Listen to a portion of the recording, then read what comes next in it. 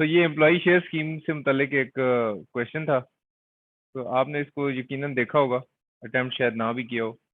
तो मसला नहीं, जो मैं होमवर्क दे रहा हूँ वो बस आपने सॉल्व करके अपने पास सॉल्व कर लिया करना है, मुझे सेंड करने की ज़रूरत नहीं है।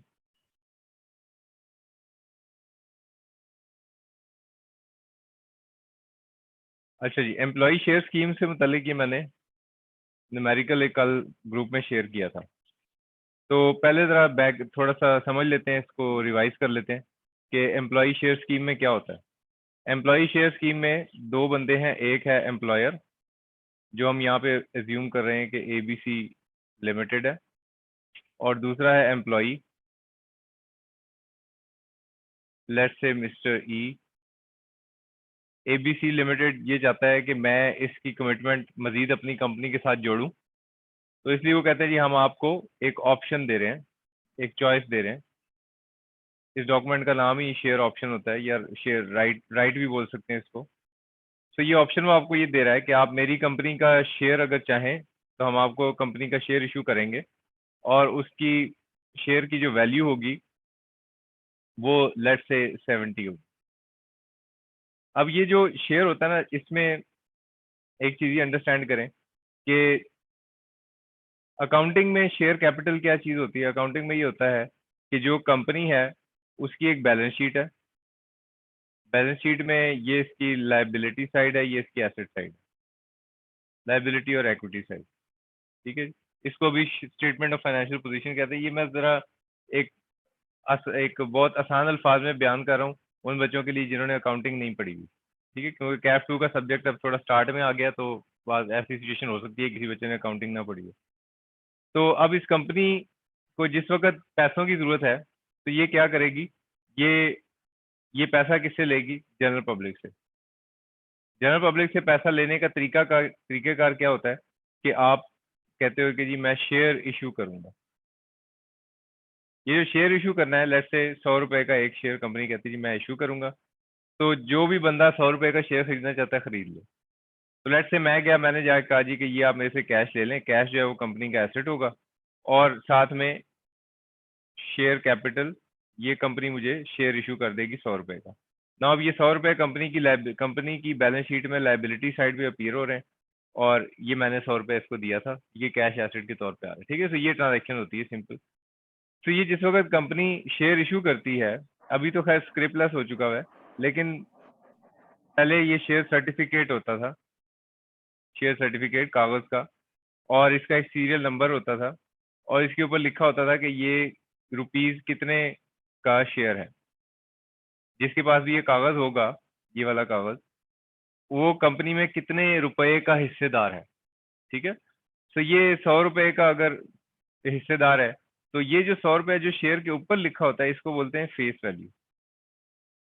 इसको क्या बोलते हैं? Face value. अब ये शेयर फर्ज करें मैंने खरीद लिया, किसने? फवाद ने। ये मैं कहाँ पे खरीदने, मैं कहाँ जाऊंगा ये खरीदने के लिए? तो ये कंपनी ने ये शेयर एक दुकान पे रखना है, और मैंने जाके उस दुकान से खरीदना है। उस दुकान का नाम क्या है? स्टॉक एक्सचेंज, ठीक है। तो स्टॉक एक्सचेंज को बोलते हैं कैपिटल मार्केट, यानी सरमाए की मंडी। तो जिस कंपनी को कैपिटल चाहिए है, जिस कंपनी को कैपिटल चाहिए वो इस मंडी में आएगी, और जो कैपिटल लगाना चाहता है वो इस मंडी में आएगा, स्टॉक एक्सचेंज में, और ये दोनों पार्टीज यहाँ पे ये करेंगे। अब मेरे पास ये जो शेयर है, मैं मेरे से अगर चाहे तो लेट्स से नवीद साहब हैं, एक और आदमी, वो कहता है कि यार मैं ये शेयर खरीदना चाहता हूँ। मैं कहता हूँ भाई मैं तो नहीं बेचता, मैंने तो अभी खरीदा जस्ट। तो वो कहेगा यार ये कंपनी बड़ी ज़बरदस्त है, ये जिस कंपनी का तुम्हारे पास शेयर है ये तो बहुत ग्रो करने वाली है, इसकी तो सेल बढ़ जाएगी। ये मैं आपको मार्केट की थोड़ी सी स्टोरी बता रहा हूँ कि आपको वो शेयर ऑप्शन स्कीम में कोई कुछ क्वेश्चन है जो व्हाट्सएप में आए हुए हैं, वो आंसर हो जाएंगे। आपको एक बस बिजनेस का पता हो तो टैक्स लॉ कोई मुश्किल चीज़ नहीं है। टैक्स लॉ में बस ये बताना है यार इतने रुपए पे टैक्स लगा दो, बस। प्रॉब्लम वहां पे होती है जब आपको बिजनेस नहीं पता होता कि एक्चुअली बिजनेस क्या है। तो अब हम बात करें कि ये मिस्टर नवीद कहते हैं कि यार ये सोचता है कि यार ये तो बड़ी अच्छी कंपनी है, इसका शेयर मुझे ज़रूर चाहिए। तो वो मुझे लालच देगा और वो कहेगा कि यार ऐसे करो कि तुमने तो 100 का लिया है, ये लो 150 रुपए का दे दो मुझे, ठीक है जी। तो अगर तो मैं कहूँगा हाँ ठीक है, अच्छे पैसे दे रहा है, दे देता हूँ, तो वो मुझे ये शेयर बेच देगा। अब ये जो 150 रुपए हैं, ये खर्च किसके हुए? किसके खर्च हुए नवीद के। और किसको मिल गए? रेसिपिएंट कौन है इसका? मुझे मिल गए। इसमें कहीं ये कंपनी आ रही है? कंपनी कहीं नहीं आ रही अब इसमें। अब ये जब शेयर की खरीदो फरोख्त हो रही है, ये कहाँ पे हो रही है? स्टॉक एक्सचेंज में। और ये मिस्टर फवाद और मिस्टर नवीद, एक दफा कंपनी ने अपना शेयर दे दिया वहां। अब कंपनी जितना अच्छा परफॉर्म करती जाएगी, उतनी इस शेयर की मांग बढ़ती जाएगी। अब ये जो मार्केट वैल्यू पे खरीदो फरोख्त हो रही है, ये अब इन लोगों के दरमियान है, जो फवाद और नवीद, या नवीद से आगे रशीद, रशीद से आगे मुरसलीन, जो भी वट। ठीक है। सो अब वो उसका जो स्टॉक मार्केट में जो शेयर ट्रेड हो रहा है, उसका इस कंपनी के साथ कोई ताल्लुक नहीं है। मतलब कंपनी की जेब में ना पैसे आ रहे हैं, ना कंपनी की जेब से पैसे जा रहे हैं। ये जो जितने पे अब ये शेयर ट्रेड हो रहा है, इसको बोलते हैं शेयर की मार्केट वैल्यू। ठीक है। शेयर जो स्टॉक मार्केट में हर रोज शेयर की एक वैल्यू में नजर आती है कि जी अच्छा ये जो है इस फलां जितने भी शेयर लिस्टेड है, उनकी एक मार्केट वैल्यू होती है ऑन एवरी डे। अच्छा जी, अब ये जब एम्प्लॉयर ने एम्प्लॉय मिस्टर ई को कहा कि आप ये 70 रुपए में मेरे से शेयर ले लें, तो ये डेफिनेटली मिस्टर ई को कहने का तभी फायदा है ना, जब मार्केट वैल्यू शेयर की 70 रुपए से तो ज्यादा ही हो। ठीक है। अगर वो 60 रुपए का मार्केट में है, तो फिर तो ये ऑप्शन बेवकूफी या खामखाई आप कर रहे हैं। तो लेट्स से मार्केट वैल्यू है 120, तो मिस्टर ई चाहे तो स्टॉक एक्सचेंज चला जाए और जाके वहां से 120 में खरीद ले, या फिर कंपनी ने ये जो ऑप्शन दिया है वो कंपनी से ले ले। कंपनी भी अगेन देगी स्टॉक मार्केट के थ्रू ही, बीच में आएगा स्टॉक एक्सचेंज ही। लेकिन ये कंपनी जब शेयर इशू करेगी, तो ये सीधा मिस्टर ई को देगी। ये स्टॉक मार्केट में ओपनली अवेलेबल नहीं होगा कि कोई और ज्यादा पैसे देकर ले जाए। ये मिस्टर ई को ही मिलेगा 70 रुपए में। अब मिस्टर ई चाहे तो मार्केट में अगर बेचे तो कितने का बिकेगा? 120 का। ठीक है। ये जो अगर उसने 70 का खरीदा है और 120 का मार्केट में बेचा है, ये जो 120 वाली ट्रांजैक्शन है, इसका कोई कंपनी से ताल्लुक है? कंपनी से अब इसका कोई लेना देना नहीं। कंपनी से किस चीज का लेना देना था? ये 70, क्योंकि ये इसने 70 रुपए देकर कंपनी से शेयर जो है इशू करवाया। ये जो 70 रुपए, इसको हम बोलते हैं ये एक्सरसाइज प्राइस है। ऑप्शन की एक्सरसाइज प्राइस है। अगर ऑप्शन बहुत ही ज्यादा वैल्यू, अब जैसे ये जो ऑप्शन है, इसकी इसकी वर्थ किस तरह से डिटरमिन होगी? इसकी वर्थ डिटरमिन होगी किन चीजों के डिफरेंस से? वो होगी एक ये 70 और दूसरा 120। यानी ये जो बंदा है मिस्टर ई, ये 120 रुपए का अगर बेचे और 70 का खरीदे, तो इसका मतलब ये कितने का फायदा कमा रहा है? 50।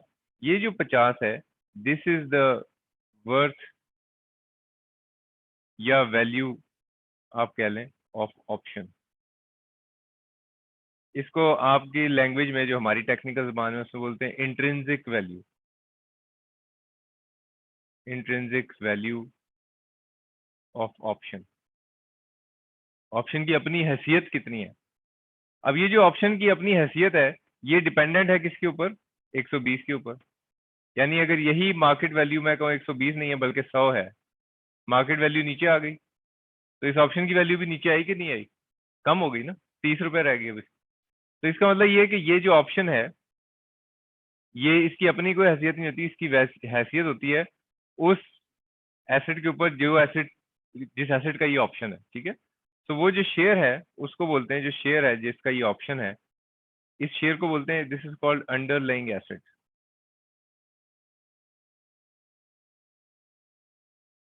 Underlying asset. सर तो ये अंडरलाइंग एसेट वाला पार्ट रिपीट कीजिएगा। अंडरलाइंग एसेट से मुराद ये है कि जो ऑप्शन है, ये जो ऑप्शन, ये कौन किस एसेट को खरीद या बेचने का आपको ऑप्शन दे रहा है? वो किसी शेयर का दे रहा है ना। तो इस शेयर को बोलेंगे कि ये वो अंडरलाइंग एसेट है जिसका ये ऑप्शन है, और इस ऑप्शन की वैल्यू डिटरमिन किससे होती है? Underlying asset. अगर मैं ये सेंटेंस बोलूं तो आपको समझ आ रहा है कि ऑप्शन की वैल्यू किस चीज से डिटरमिन होती है? अंडरलाइंग एसेट की वैल्यू से ऑप्शन की वैल्यू डिटरमिन होती है। ठीक है जी।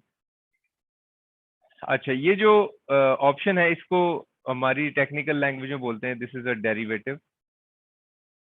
अब मैं एक सेंटेंस बोलने लगा हूँ कि जो डेरिवेटिव्स होते हैं वो अंडरलाइंग एसेट से अपनी वैल्यू डिटरमिन करते हैं। समझ आ रही बात की? ठीक है, ओके। अच्छा, अब हम जरा ये तो खैर एक टोटल सिचुएशन है जो ऑप्शन के अंदर कार्रवाई होती है। अब हम आए थे टैक्स लॉ की तरफ। टैक्स लॉ ये कहता है कि भाई जिस वक्त आपको ऑप्शन मिलेगा, तो ये ऑप्शन किसने आपको प्रोवाइड किया? एबीसी लिमिटेड ने। किसको प्रोवाइड किया है? मिस्टर ई को, एम्प्लॉय को। ये जो ऑप्शन मिलेगा मिस्टर ई को, ये जब मिलेगा तो कुछ भी इनकम में नहीं गया। अभी कुछ भी इनकम में नहीं गया। अब हम साथ साथ वो सवाल सॉल्व करते हैं जो मैंने आपके साथ शेयर किया था। So Mr. Akram is an employee of Royal Brands Limited, a listed company, in tax year 2022। तो अब मैं यहाँ पे साथ साथ ये लिखना शुरू कर दूं जो इन्फॉर्मेशन सवाल की है।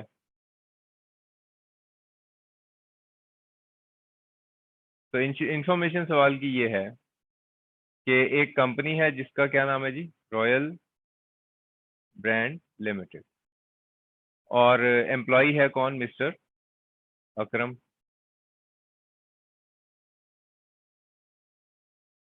So Mr. Akram is an employee of Royal Brands Limited, a listed company. In tax year 2022, his basic salary aggregated to ₹15 lakh. तो मिस्टर अकरम के बारे में वो बता रहा है जी कि इसकी बेसिक सैलरी जो है वो कितनी है? 15 लाख रुपए। The company offered him shares option for acquiring 5000 shares under employee. पढ़ लेते हैं इसको पहले पूरे को। The company offered him shares option for acquiring 5000 shares under employee share scheme. अब क्या हुआ जी कि कंपनी ने मिस्टर अकरम जो थे इनको कहा कि जी मैं आपको ऑप्शन दे रहा हूँ, आपको हम एक ऑप्शन दे रहे हैं कि आप कितने शेयर ले सकते हैं? 5000 शेयर। 5000 शेयर का मतलब इसके 5000 ऑप्शन इसको दिए गए। ठीक है, तो ये जो 5000 ऑप्शन इसको दिए गए, इसका मतलब ये एक ऑप्शन नहीं है बल्कि कितने हैं? 5000 है। Under employee share scheme cost of option amounted to ₹1000। और ये जो ऑप्शन कंपनी दे रही है इसको, इसके भी पैसे मिस्टर अकरम को चार्ज कर रही। कितने? 1000 रुपए। यानी कंपनी ने ऑप्शन देने के भी पैसे लिए मिस्टर अकरम से। Cost of option amounted to ₹1000। He exercise the option at ₹50 per share on 1 सितंबर 2021। और एक्सरसाइज प्राइस क्या बताई हुई है? 50 पर शेयर। ठीक हो गया जी। तो अब मैं यहाँ पे एम्प्लॉय शेयर स्कीम से जो पैसे आने हैं वो मैं यहाँ पे लिखना चाहता हूँ, लेकिन उसके लिए पहले मुझे वर्किंग बनानी पड़ेगी कि जिस वक्त एम्प्लॉय को ऑप्शन मिला था तो कुछ भी इनकम में नहीं जाना। यही हमने पढ़ा हुआ है अपने स्लाइड के ऊपर। तो मैं जरा अभी स्लाइड भी सामने ओपन कर लेता हूँ ताकि हम साथ साथ इसको भी देखते जाएं। तो हमने कहा जी कि ये जो सैलरी के डेफिनेशन में हमने पढ़ा था, क्या पढ़ा था? Employee share scheme. तो हमने कहा ऑप्शन और राइट जब आपको मिल जाए तो कुछ भी टैक्सेबल इनकम में ना लेकर जाओ। अब क्या हो सकता है? यह ऑप्शन या राइट जो आपको मिला इसको आप क्या कर दें? Dispose of. अब सवाल में देखो, इसने ऑप्शन को बेचा है या एक्सरसाइज किया है? ही exercise the option at ₹50 per share on 1 September 2021। Fair market value at the time of exercise of share was 70 per share. After holding shares for a period of 202 days, he disposed of at 90 या फिर 40। तो अब ये इसका वाला option इसने dispose of नहीं किया बल्कि इसने कौन सा रास्ता इख्तियार किया है? इसने ऑप्शन को एक्सरसाइज कर लिया। ऑप्शन को अगर एक्सरसाइज करें तो फिर देखना होता है कि ऑप्शन को एक्सरसाइज करने के बाद आपके शेयर आ जाते हैं, तो शेयर जो एक्वायर हुए हैं क्या उनके ऊपर कोई रिस्ट्रिक्शन है ऑन ट्रांसफर? तो ऐसी कोई बात नहीं लिखी हुई सवाल में। तो अगर कोई ऐसी बात नहीं लिखी हुई तो फिर आप क्या कहोगे कि there is no restriction on transfer, यानी शेयर को आगे बेचने में उसके ऊपर कोई रिस्ट्रिक्शन नहीं है। तो फिर आपने क्या करना है? फेयर मार्केट वैल्यू में से माइनस करनी है consideration paid to acquire option and shares. अब मैं ये काम करने लगा हूँ, ये वाला काम। तो ये वाला काम क्या है? Fair market value. Market value देखो सवाल में बता रहा है आपको, fair market value at time of exercise of share was 70 per share, तो 70 रुपए per share. So fair market value बताई इसने आपको कितनी, 70 रुपए पर शेयर, तो कितने शेयर हैं, 5000। ठीक है जी, तो इसको अगर सॉल्व करेंगे तो ये कितना बन जाएगा,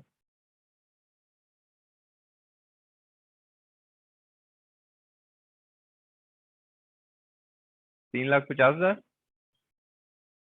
कि 35,000, 3,50,000। और इसमें से माइनस क्या करना है मुझे, consideration paid to acquire option and share, कितना मैंने पैसा खर्च किया। तो ऑप्शन हासिल करने के लिए कितना पैसा खर्च किया था, 1000 ये खर्च किया था। और शेयर हासिल करने के लिए कितना खर्च किया, एक्सरसाइज प्राइस कितनी है, 50, तो 50 इंटू 5000, तो ये कितना हो गया, 2,50,000।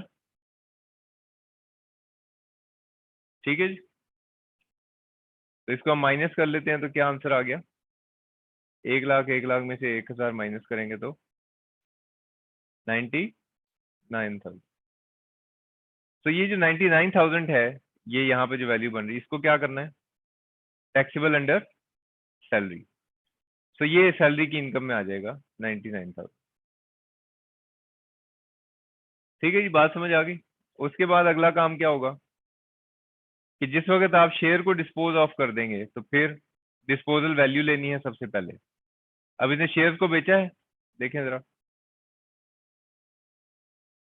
After holding the shares for a period of 202 days he dispose them off at let's say 90 पर शेयर। तो 90 रुपए का एक शेयर इसने बेच दिया। तो अब क्या करेंगे, डिस्पोजल वैल्यू लेंगे, 90 का एक शेयर इंटू 5000, सारे शेयर्स बेचे हैं ना, after holding the shares for he dispose them of, हाँ यही मतलब यही इंप्रेशन है कि सारे शेयर्स बेच दिए। तो ये कितना बनेगा, 4,50,000, ये डिस्पोजल वैल्यू आ गई। और क्या माइनस करना है, consideration paid to acquire option and shares, consideration paid to acquire option and shares, यही वैल्यू की बात नहीं हो रही।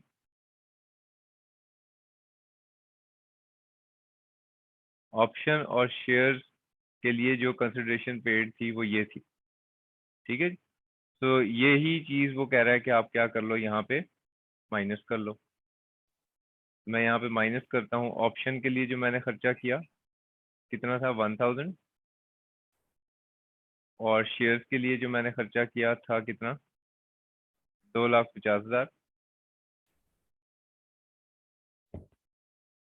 और क्या कह रहे हैं जी, और ये कह रहे हैं कि amount previously included in taxable income, previously included in taxable income वो कितनी अमाउंट है, 99,000, ये 99,000 है ना, तो इसको भी ले आते हैं।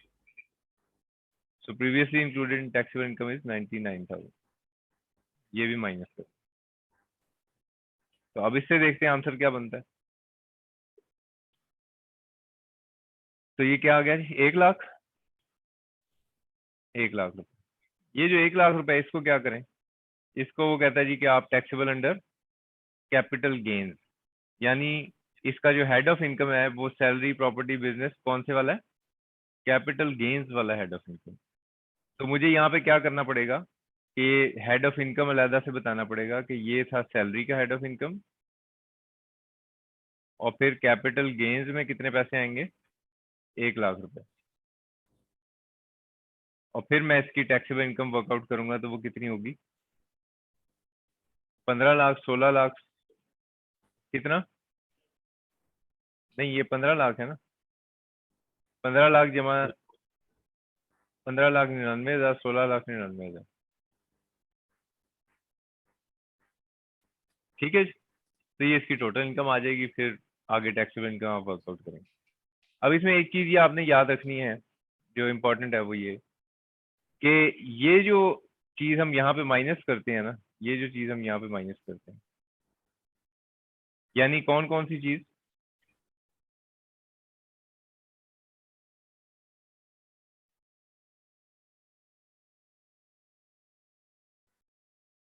Consideration paid to acquire option and share और amount previously included in taxable income. तो ये जो अमाउंट हमने यहाँ पे माइनस की है ये न्यूमेरिकली किसके इक्वल होती है? Fair market value.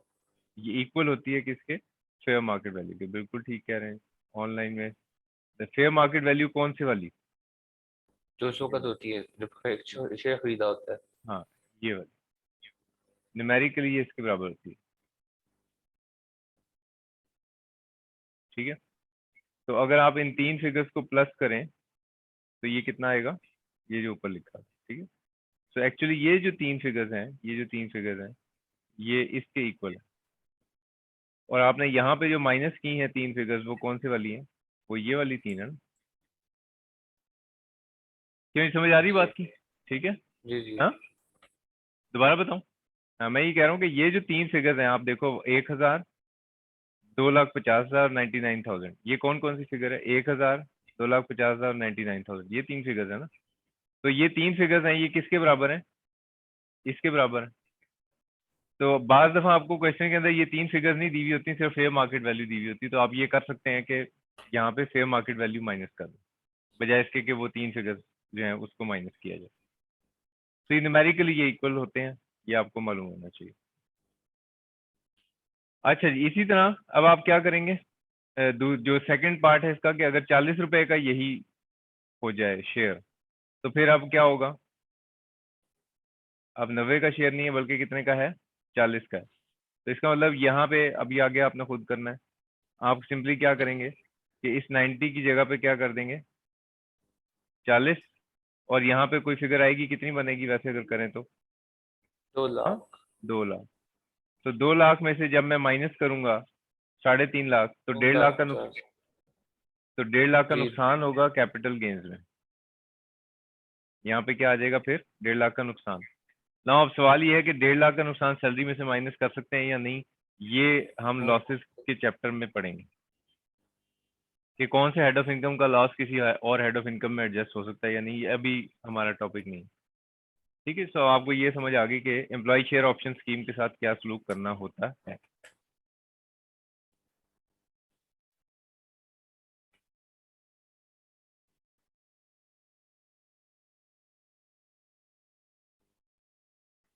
ओके जी, employee share scheme option option scheme ये जो है इसके ऊपर किसी का कोई सवाल हो, अगर ऑनलाइन या फिजिकल जो बैठे में कोई चीज़ समझ ना आई हो, अभी पूछना जरूरी भी नहीं है। आप बाद में ग्रुप उसमें व्हाट्सएप ग्रुप में पूछ लो, कोई जिस वक्त भी वीडियो देख रहे हैं उस वक्त कोई सवाल आ जाए जहन में उस वक्त पूछ लें। तो हम चलते हैं जी आगे ज़रा, अपना जो इसको कंप्लीट करते हैं। जो हम परक्विजिट फैसिलिटीज बेनिफिट्स के ऊपर थे, और परक्विजिट फैसिलिटीज बेनिफिट्स में हमने बात की थी सिर्फ पेंशन के ऊपर। अब हम बात करने लगे कम्यूटेशन ऑफ पेंशन पे। कम्यूटेशन ऑफ पेंशन कल हमने बात खत्म यहाँ पे की थी कि ये होता क्या है। होता यह है कि एम्प्लॉयर आपको ड्यूरिंग द सर्विस बोल दे अगर कि जनाब आप ऐसा करें कि पेंशन ना लेना, मुझसे इकट्ठे पैसे ले लो, तो वो ड्यूरिंग द सर्विस भी आपको बोलेगा, लेकिन आपको जॉब छोड़ने को नहीं कह रहा। वो जॉब छोड़ने को जब कहे तो फिर वो गोल्डन हैंडशेक स्कीम हो जाती है। तो वो कह रहे जी आप बेशक जॉब करते रहें लेकिन जब रिटायर होंगे तो पेंशन ना लीजिएगा, कुछ इकट्ठे पैसे अभी लेने अभी ले लें, या रिटायरमेंट के वक्त इकट्ठे पैसे लेने उस वक्त ले लें। तो वो जो इकट्ठे पैसे पेंशन के बदले में आप ले लेते हैं, that is called commutation. Government की बात एंटिटीज में मैंने ये देखा कि वहां पे पेंशन का कुछ परसेंटेज आप कम्यूटेशन के तौर पे ले सकते हैं। फॉर एग्जांपल आपकी पेंशन अगर है 10,000 पर मंथ, तो आपने एम्प्लॉयर को कहते हो जी कि मुझे ऐसा करो 40% कम्यूटेशन दे दो। 40% कम्यूटेशन का मतलब क्या है कि अब महीने के आपको कितने पैसे मिला करेंगे? 10,000 नहीं मिलेंगे बल्कि कितने मिलेंगे? 6,000। क्योंकि 40,000 की आपने 4,000 का आपने क्या किया, आपने अपने एम्प्लॉयर को कहा जी कि मुझे आप कम्यूट करके पैसे इकट्ठे दे दें। समझे बात? सो अगर आपकी पेंशन होने जा रही थी 10,000 रुपए पर मंथ, तो आपने कहा जी कि मैं इसका कुछ पोर्शन जो है वो क्या करना चाहता हूँ, एज कम्यूटेशन लेना चाहता हूँ। तो ये एम्प्लॉय अपनी अपनी वो पैसों की जरूरत है उस हिसाब से देखेगा। तो वो एम्प्लॉयर कहता है जी लेट्स से 40% मुझे आप दे दें, क्या? कम्यूटेशन। तो मतलब ये है कि ये जो पर मंथ पैसे मिल रहे थे इसमें से 40% उसकी एक वैल्यू बनाई जाएगी, एक फार्मूला होगा, हर एंटिटी का डिफरेंट होता है। तो एम्प्लॉय देखेगा कि हाँ यार ये मुझे फायदेमंद लग रहा है, अभी मुझे इतने पैसे मिल रहे हैं तो मैं ले लेता हूँ इकट्ठे। अब उसको पर मंथ पैसे 10,000 नहीं मिलेंगे, बल्कि कितने मिलेंगे, 6,000, क्योंकि 4,000 का उसने कम्यूटेशन ले लिया। नाउ अब बात यह है कि वो जो कम्यूटेशन ऑफ पेंशन मिलेगी उसको क्या करना है। तो टैक्स लॉ ये कहता है जी कि रिसीव फ्रॉम गवर्नमेंट और receive from scheme approved by FBR, या तो सरकारी मतलब है कि एम्प्लॉयमेंट की वजह से आपको मिल रही है कम्यूटेशन, या फिर कोई स्कीम है जो कि एफबीआर ने अप्रूव की हुई है, उस स्कीम के थ्रू आपको कम्यूटेशन मिल रही है, तो ये टोटली एग्जाम्प्ट है। और इसके अलावा कोई भी कम्यूटेशन होगी तो वो फिर क्या होगी, टैक्सेबल। ये नहीं लिखा हुआ कि कौन कौन सी कम्यूटेशन टैक्सेबल है, सिर्फ ये बताया हुआ है कि कौन सी कम्यूटेशन एग्जाम फ्रॉम टैक्स है। तो ये एक सिंपल सा पॉइंट है इसमें। Point number 3 is gratuity and commutation of pension. यहाँ पे फिर कम्यूटेशन ऑफ पेंशन आ गया, यहाँ पे देखिए दोबारा रिपीट हो रहा है ना ये वर्ड कम्यूटेशन ऑफ पेंशन, तो पीछे भी आया था, यहाँ भी आ गया। और ग्रेचुटी जो है ये हमें पता है क्या होता है। ग्रेचुटी नौकरी के दौरान मिलती है कि बाद में मिलती है, पता है किसी को। ग्रेचुटी हमेशा मिलती है एम्प्लॉयमेंट की टर्मिनेशन पे, यानी कि जब आप रिजाइन कर दो या रिटायर हो जाओ या एम्प्लॉयर आपको ले ऑफ कर दे, तो जब भी आपकी मुलाजमत खत्म होगी तो आपको ग्रेचुटी मिलेगी, और आपकी लास्ट सैलरी को मल्टीप्लाई किया जाएगा number of years of service. तो अगर आपकी आखिरी तनख्वाह थी 10,000 रुपये पर मंथ, तो इसको मल्टीप्लाई किया जाएगा, लेट से आपने 5 साल के लिए काम किया है, तो क्या जवाब बना, 50,000। ये जो 50,000 रुपये आपका एम्प्लॉयर आपको देगा, दिस इज कॉल्ड ग्रेचुटी। ठीक है, ये जो ग्रेचुटी है इसका प्रॉब्लम ये होता है कि जो आपका एम्प्लॉयर है,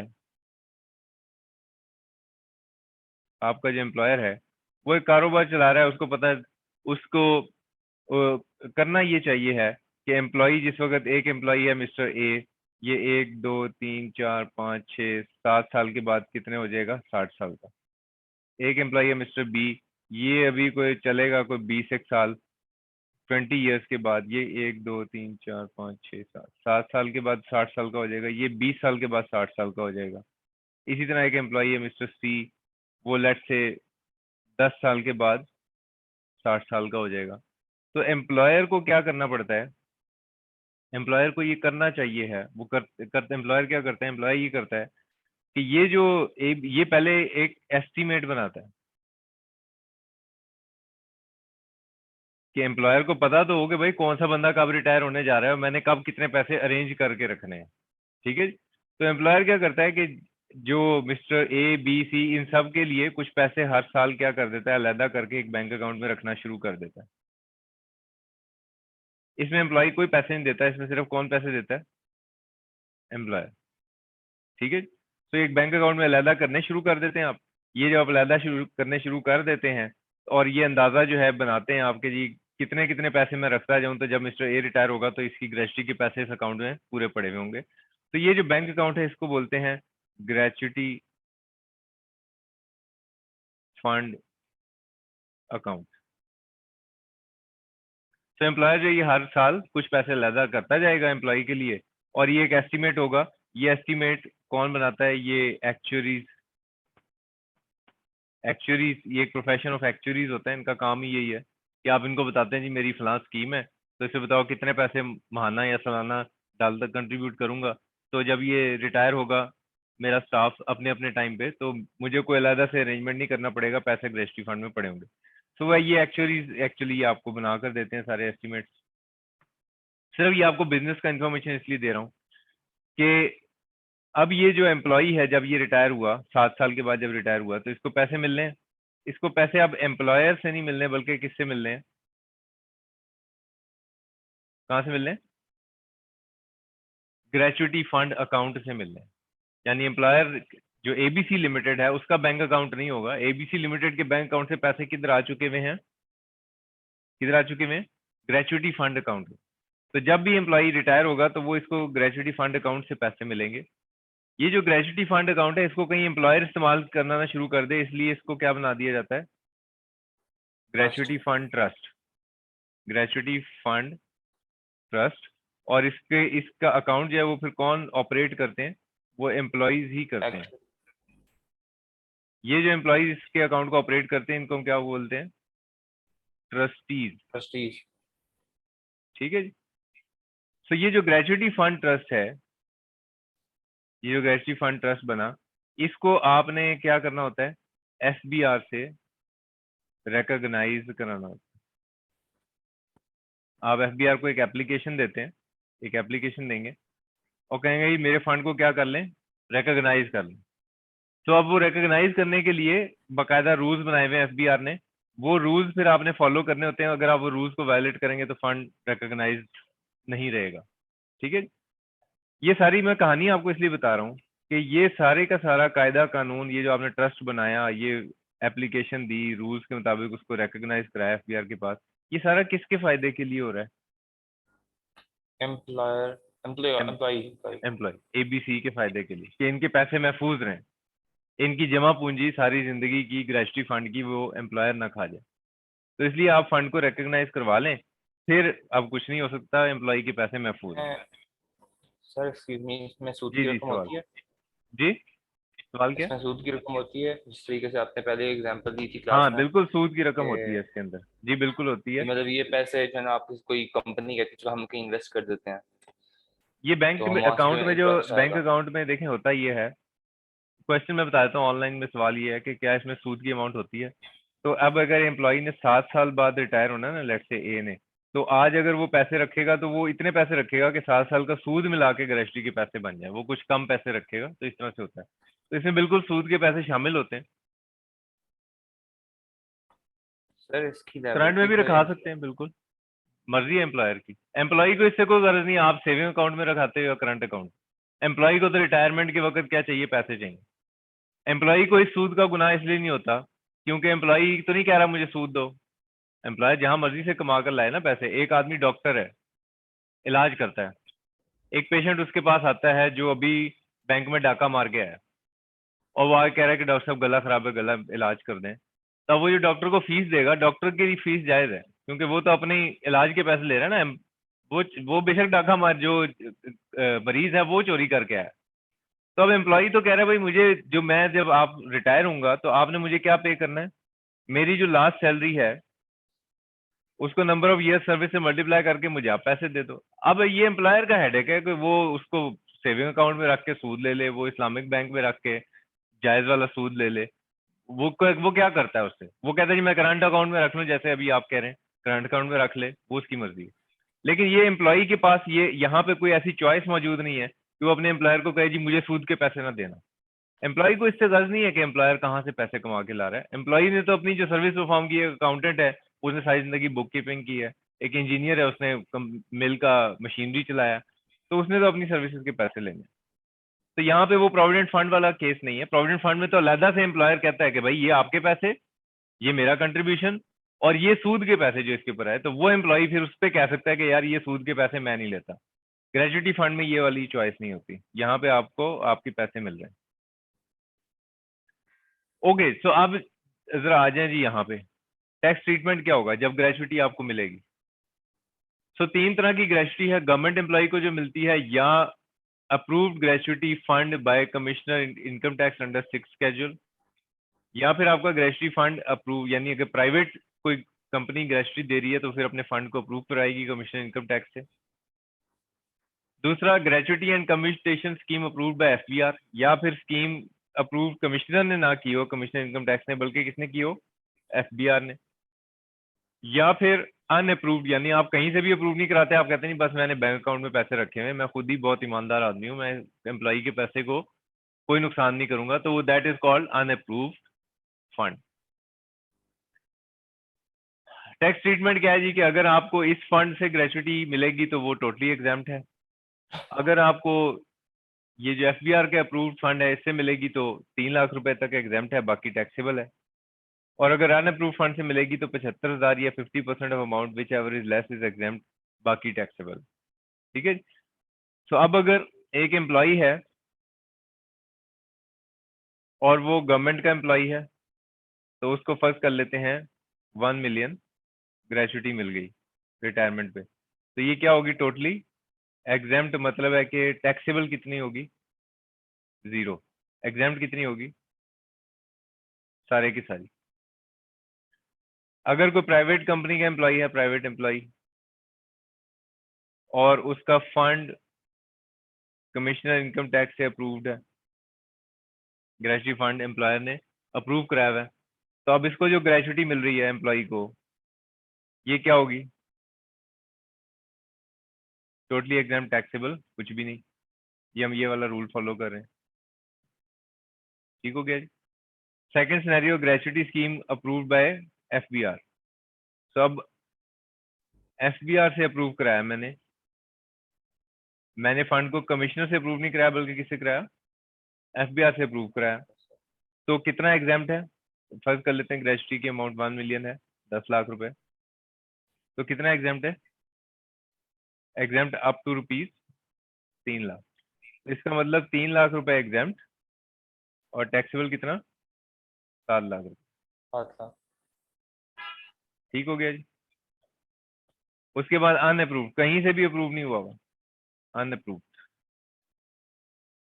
तो फिर क्या होगा, 1 मिलियन ग्रेचुटी है, तो फिर एग्जाम्प्ट है 75,000 और 50% ऑफ अमाउंट। 50% ऑफ अमाउंट क्या है, 5 इस लाख। अमाउंट का 50%, तो कितना बनेगा 5 लाख। 75,000 कंसिडर किया जाएगा। तो which ever is less is exempt, जो कम है वो एग्जाम्प्ट है। तो इन दोनों में कम कौन सा है, 75,000। 75,000 क्या हो गया जी एग्जाम्प्ट। टैक्सेबल कितना 9 रह लाख जाएगा, 25। 9 लाख 25। 9,25,000। तो आसान है जी, सिंपल यस। जी। सवाल,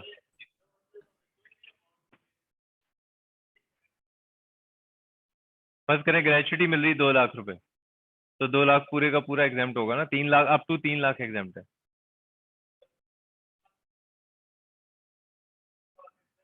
3 लाख एग्जाम्प्ट, बाकी टैक्सेबल होगा। रेट क्या लगेगा टैक्स का, हाँ रेट ऑफ टैक्स के लिए ना, अगेन वो जो हमने कल डिस्कस किया था ना एक न्यूमेरिकल, कि पहले सैलरी के हेड ऑफ इनकम में पैसे इकट्ठे करो, कि ग्रेचुटी के पैसे इतने, बेसिक सैलरी इतनी, वो सारी सैलरी के इकट्ठे करेंगे, फिर बिजनेस के हेड ऑफ इनकम में सारे पैसे इकट्ठे करके टैक्सेबल इनकम पे पहुंच के फिर फैसला करेंगे कि अच्छा अब इस इनकम के ऊपर कौन सा रेट लगाना है, ठीक है। तो ग्रेचुटी के लिए अलग से कोई रेट ऑफ टैक्स नहीं है, वो तो इनकम में बस शामिल हो जाएगी। डिपेंड करता है कि आपका ग्रेचुटी कौन से वाला है। अगर वो ग्रेचुटी ये वाला है तो टैक्सेबल इनकम में कुछ भी ना गया, अगर ये वाला है तो भी कुछ भी ना गया, अगर ये वाला है तो 7 लाख रुपए, ये इनकम में आप पैसे फेंकते जा रहे हैं। जब टोटल इनकम बनाएंगे, फिर टैक्सेबल इनकम बनाएंगे, फिर रेट ऑफ टैक्स की बारी आएगी। तो जो रेट ऑफ टैक्स है वो डिफाइंड नहीं है to any specific amount of income, वो तो सारी इनकम्स को इकट्ठा किया पड़ा होगा। तो वो हो सकता है एंड पे 25 लाख रुपए बन जाए, 30 लाख रुपए बन जाए, सारी इनकम्स को इकट्ठा करके उस पूरी इनकम को फिर देखना है कि उसका 75% बनाएंगे, तो क्या उससे ज्यादा अमाउंट सैलरी के हेड ऑफ इनकम में पड़ी है। If the answer is yes, तो फिर सैलरीड वाले पूरी इनकम के ऊपर सैलरीड वाले स्लैब रेट लगा देंगे, ठीक है। So if your question is कि ग्रेचुटी के लिए रेट ऑफ टैक्स क्या होगा, तो there is no rate of tax for gratuity. Gratuity will be included in taxable income, and then it will be taxed as per the rates given in either it is a salaried person or a non-salaried person. तो जो भी slab उस पे लगते होंगे वो वाला rate of tax पे लग जाएगा। अच्छा, ये जो आखिरी वाला बॉक्स था, ये जो अनअप्रूव्ड वाले को एग्जाम्पशन हासिल है, ये सबसे घटिया एग्जाम्पशन है, यानी बहुत थोड़ी एग्जाम्पशन है ये, और ये भी एग्जाम्पशन अवेलेबल नहीं है अगर आपने इनमें से कोई भी वायलेशन कर दी।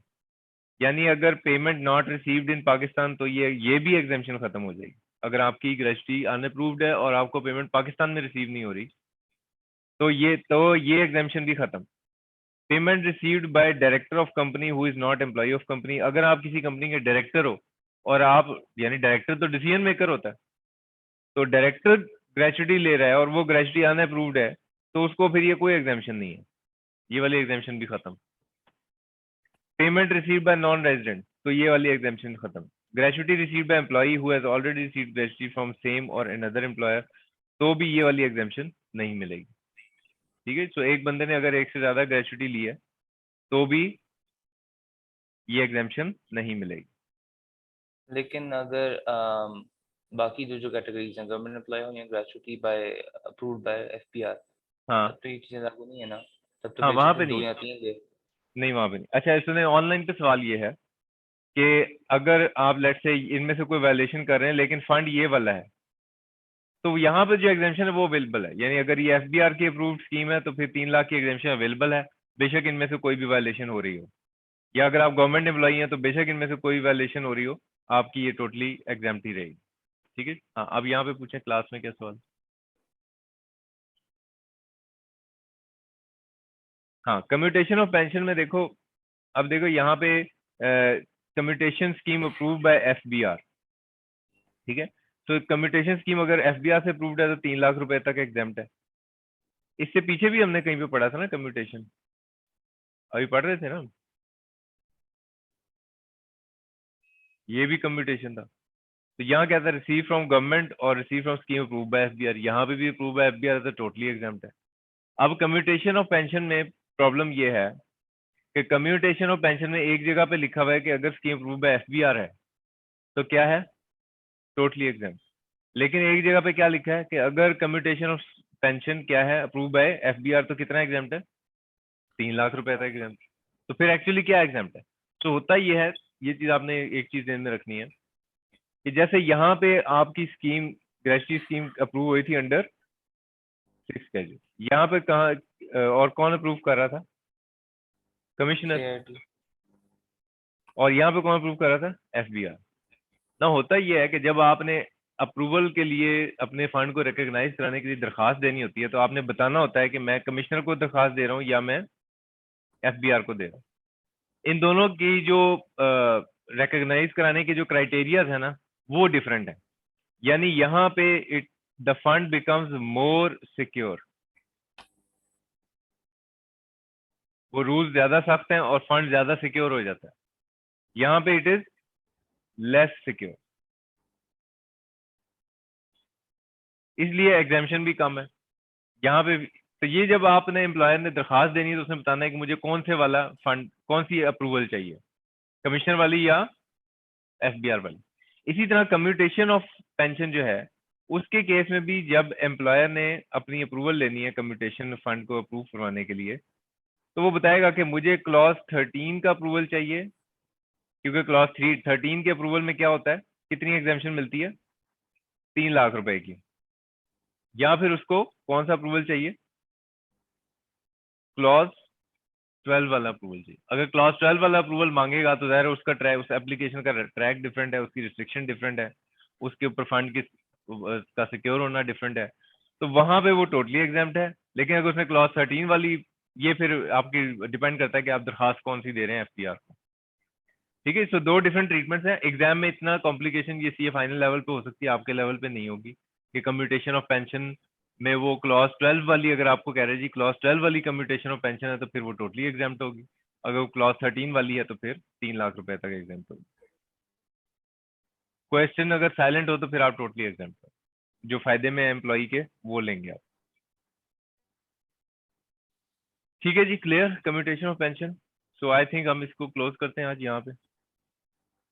यहाँ तक किसी का कोई सवाल है, एनीथिंग ऑनलाइन में? चले, थैंक यू।